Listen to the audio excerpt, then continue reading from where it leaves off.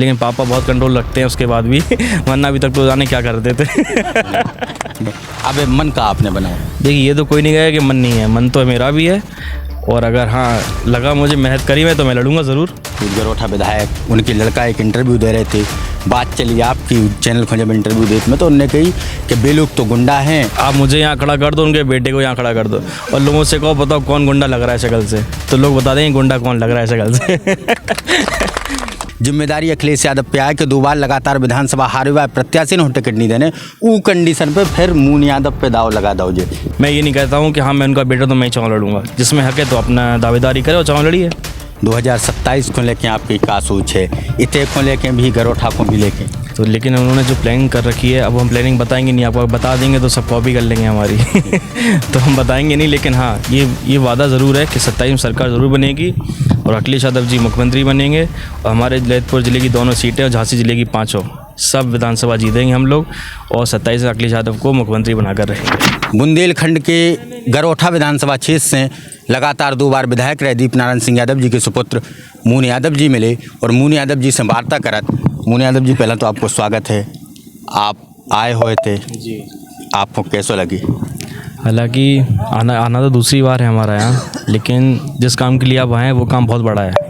वो हमारे लिए नहीं, वो हमारे परिवार हर चीज़ की सबके लिए बहुत बड़ा है। माननीय नेताजी को तो आप जानते ही हैं, उन्होंने हमारे लिए हमारे परिवार के लिए मेरे पिताजी को कहाँ से कहाँ पहुँचाया, वो पूरा श्रेय नेताजी को जाता है। और दूसरी बात, आज के समय में आप जैसे देख रहे हैं कि नए नए लड़के, नए नए उम्र के 20-21 साल के लड़के कितना बड़ा काम कर रहे हैं इस गांव में। अब बताइए अपना खेत पे कोई अपनी ज़मीन दे के इतना बड़ा काम कोई कर सकता है? तो इससे तो मैं यही कहूँगा कि आने वाले समय में 2027 में ललितपुर ज़िले की दोनों सीटें समाजवादी पार्टी के खाते में ज़रूर जाएंगी। अच्छा, 2027 को विधानसभा चुनाव है, 2027 को लेके आपकी का सोच है, इतने को लेके भी गरोठा को भी लेके? देखिए सोच तो अखिलेश जी की है, उनकी सोच से चलते हैं हम लोग तो, लेकिन उन्होंने जो प्लानिंग कर रखी है अब हम प्लानिंग बताएंगे नहीं, आपको बता देंगे तो सब कॉपी कर लेंगे हमारी। तो हम बताएंगे नहीं, लेकिन हाँ ये वादा ज़रूर है कि 27 में सरकार ज़रूर बनेगी और अखिलेश यादव जी मुख्यमंत्री बनेंगे और हमारे ललितपुर ज़िले की दोनों सीटें और झांसी ज़िले की 5 सब विधानसभा जीतेंगे हम लोग और 27 में अखिलेश यादव को मुख्यमंत्री बनाकर रहेंगे। अब अच्छा, अब आ रहे एक महत्वपूर्ण सवाल पे, तमाम तरीक़ा से जब समाजवादी पार्टी की मीटिंग में राष्ट्रीय अध्यक्ष अखिलेश यादव जी अपने शब्दन के माध्यम से कत और पीडीए के प्रत्याशी लगातार 2027 के विधानसभा चुनाव में उनकी देवो उनकी जिम्मेदारी है कि पीडीए की नारी खुले के भी चल रहे। अब सवाल जो पैदा हो रहा, कहूँ ना कहूँ 2 बार से लगातार दीपनारायण सिंह यादव गरोठा विधानसभा क्षेत्र से चुनाव हार रहे। ई बार जनता के जो नेचो कैडर है उनमें एक चर्चा चलत रहत कि कहूँ ना कहूँ अगर जा जिम्मेदारी अखिलेश यादव पे आए कि 2 बार लगातार विधानसभा हारे हुआ प्रत्याशी ने टिकट नहीं देने, वो कंडीशन पे फिर मून यादव पे दाव लगा दो जे। नहीं, हमारे लड़ने कोई नहीं है चुनाव, अभी कुछ भी नहीं है, लड़ेंगे विधायक जी लड़ेंगे चुनाव। और आप जैसे कह रहे हैं कि 2 बार वो हार चुके हैं टिकट के लिए, सब तो जो उन्होंने झेला है वो किसी ने झेला भी नहीं है। तो आपसे मैं यही कहूँगा कि उनके लिए ये चीज़ बहुत छोटी, लेकिन जो उन्होंने झेला है वो इसके सामने कुछ नहीं लगता है। तो बस मैं यही कहूँगा कि वो मेरे पिताजी के ऊपर है, माननीय राष्ट्रीय अध्यक्ष के ऊपर है, कौन चुनाव लड़ेगा कौन क्या होगा। मैं ये नहीं कहता हूँ कि हाँ मैं उनका बेटा तो मैं चुनाव लड़ूंगा, जिसमें हक है तो अपना दावेदारी करे और चुनाव लड़िए। एक झांसी के एक चैनल को इंटरव्यू देते समय जवाहर राजपूत गरोठा विधायक उनके लड़का एक इंटरव्यू दे रहे थे, बात चली आपकी चैनल को जब इंटरव्यू देते में तो उन्होंने कही कि बे लोग तो गुंडा हैं, हर बार गुंडई से अपनी ताकत बल को प्रयोग करत, वही प्रयोग में बीच में आ गए। तो वो चक्कर में जो आप लोगों को विवाद बहुत 2022 विधानसभा चुनाव को बे वो चीज़ में कह रहे थे कि कहूँ ना कहूँ दीपनारायण सिंह यादव के जो लड़का हैं बे लगातार गुंडई कर रहे थे, उसकी वजह से हम लोगों ने जो शासन ने अपना बल प्रयोग किया। एक चीज़ मैं कहूँगा, आप मुझे यहाँ खड़ा कर दो, उनके बेटे को यहाँ खड़ा कर दो और लोगों से कहो बताओ कौन गुंडा लग रहा है शक्ल से, तो लोग बता देंगे गुंडा कौन लग रहा है शक्ल से। देखिए गुंडे की पहचान क्या होती है, कब्जा करना, बालू घाट चलाना। आप आज गरोठा विधानसभा में जाओगे, हर नदी पे घाट चल रहे हैं, हर घाट पे, और हर जगह कमीशन जा रहा है इनको, लेकिन ये अपनी छवि ऐसी बनाए रखे हैं जैसे कुछ करती ना हो। आज आप देखोगे, आप इनका दिल्ली जाओ, लखनऊ जाओ, 100 करोड़ की प्रॉपर्टी बना ली इन्होंने और यहाँ बने घूम रहे हैं सफारी से कि हम कुछ करते ही नहीं है। अगर वहाँ जाओ तो वहाँ देखो ना आप क्या कर रहे हैं ये लोग। अब हम किसी के विरोध नहीं करते हैं, हम कहे जो कर रहे हैं आप करिए, खुश है, हम सब लोग खुश हैं उससे। लेकिन ये है कि आप बदनाम कर रहे हो कि हम गुंडागर्दी करते हैं, ये करते हैं, तो आप सारा गुंडागर्दी तो कोई नहीं करता होगा। और मुझे आप देख लीजिए, मेरे बारे में आप किसी से ही पूछ लेना, कोई अगर कह दे कि मैं गुंडागर्दी करता हूँ उसी दिन मैं घर से निकलना छोड़ दूंगा। अच्छा, ऐसे कम लोगों के हम लोग इंटरव्यू करें। आपकी माताजी 2008 में विधानसभा मेंबर चुनी गई मध्य प्रदेश से, आपके पिताजी 2007 और 12 के चुनाव में समाजवादी पार्टी से गरोठा विधानसभा क्षेत्र से चुने गए।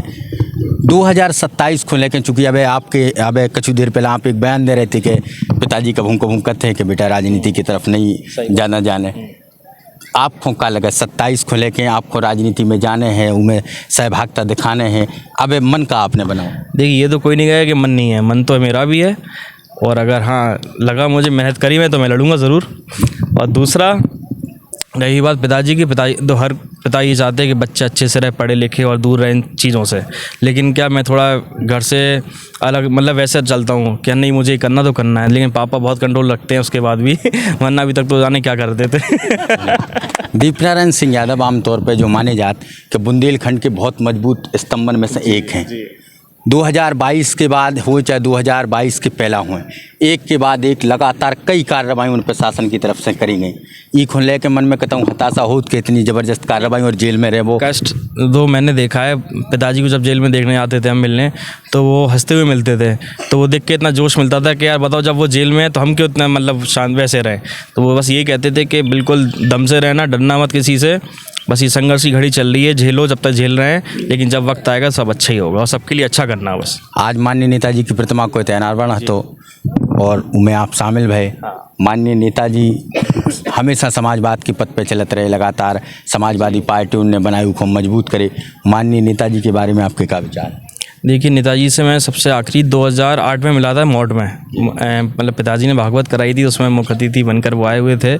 तो मैं छोटा सा था, इतना 8 साल 9 साल का, तो उन्होंने हमें गोदी में बिठाला। ऐसे हम लाल जैकेट पहने हुए थे, तो पापा को देख के बोले कि तुमने अपने बेटे को लाल सेना में डाल दिया है क्या अभी से?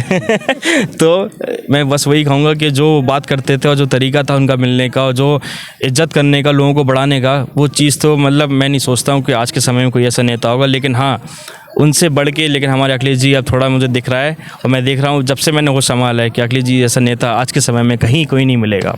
आपके हिसाब से 2027 में क्या हो जी सरकार बनेगी, अगली साल मुख्यमंत्री बनेंगे, 29 पे प्रधानमंत्री बनेंगे। तो बहुत बहुत धन्यवाद। जय थे हमारे संगे दीपांकर यादव मून भैया। पहचान की कोनो आवश्यकता नहीं, गरोठा विधानसभा क्षेत्र से 2007 हुई, 2012 हुई और उनकी माता जी भी 2008 में मध्य प्रदेश विधानसभा चुनाव में विधानसभा की मेंबर निर्वाचित भई थी। अब 2027 को विधानसभा चुनाव है। आज ललितपुर में दौरा है, तो आज ललितपुर में आए, माननीय नेताजी की भूमि पूजन है, तो उनकी प्रतिमा को उनमें शामिल भय और अगाई 27 को लेकर तमाम शब्दन से रूबरू करवाओ। अगाई समाजवादी पार्टी 2027 में चुनाव लड़े, उ दरमियान पतो चले कि जनता की तरफ गई। बहुत बहुत धन्यवाद आप सब जनरल को।